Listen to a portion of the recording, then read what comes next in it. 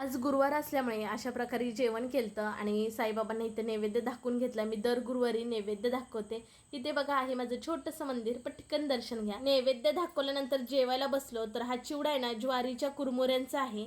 नंतर जेवणामध्ये बघा काय आहे, वरण भात, मोड आलेल्या मटकीची उसळ, वालाची आमटी आणि त्याचबरोबर गोडमध्ये आहे बर्फी।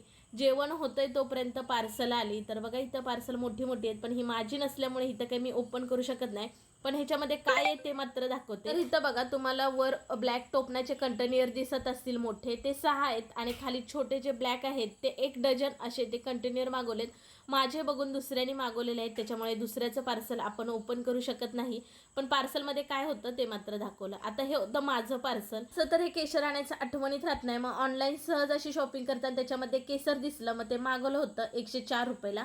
आता रिझल्ट मी एखादी रेसिपी केली का तुम्हाला नक्की देईल, ह्याच्या पाठीमागे ह्याची माहिती सुद्धा आहे। चला तुम्ही सबस्क्राईब करा।